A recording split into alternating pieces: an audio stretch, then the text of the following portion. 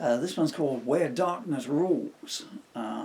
This is a kind of a story song, you know? So it's not going to be easy to recite, but we will give it a go, huh? 3, 2, 1. There was a brand new day coming, so he was led to believe, and a message from the apostle from the town where widows grieve. He was planning his journey, while others were planning his fate. He heard birds sing in the distance, saw the sun rise on the wane.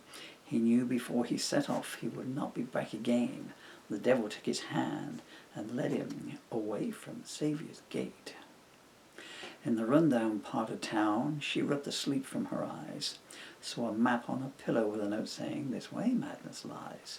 She threw some things in a case and hurried out into the night. The concierge was waiting. He handed her the bill. She said, "I'll settle it when I get back, but that won't be until..." The sentence stayed unfinished as a hand around her throat squeezed tight. Following his instincts, he turned back on his heels. He muttered, "Everyone sympathizing, but nobody knows how it feels to face down your future and find an empty veil staring back." A shot scraped the dust behind him, and he ran for cover as a mocking voice came down the taunting, "Say goodbye to your lover."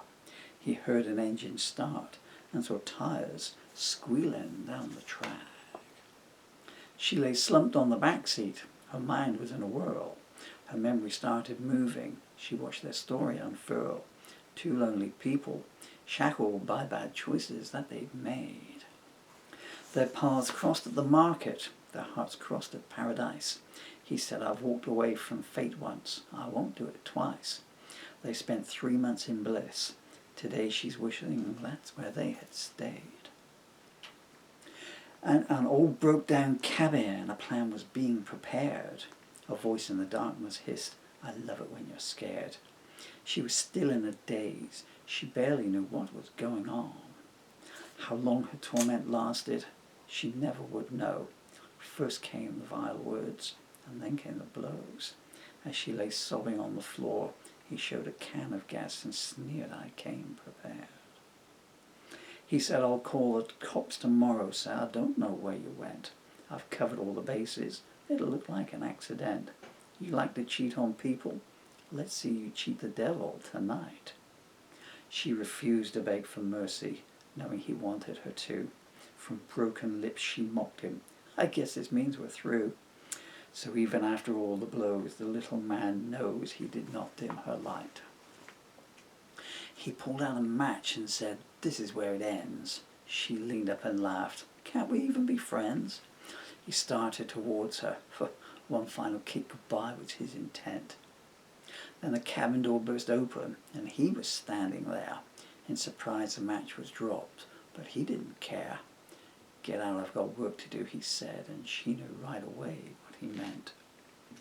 There were flames everywhere. He swiftly wrapped her in his coat, pushed her out the door, then he went for the throat. He was barely half the size, but he had the power of love on his side. With love's vice hands on his throat, his vision grew blurred. "Sayonara, scum," were the last words that he heard. He couldn't shake him off, no matter how hard he tried. They watched from a distance until the flames had died down. She'll hear that final scream until they lay her in the ground. She relaxed in his arms, free at last from Satan's clutch. He carried her to the car. She asked, "Where do we go from here?" He said, "Ask me that tomorrow."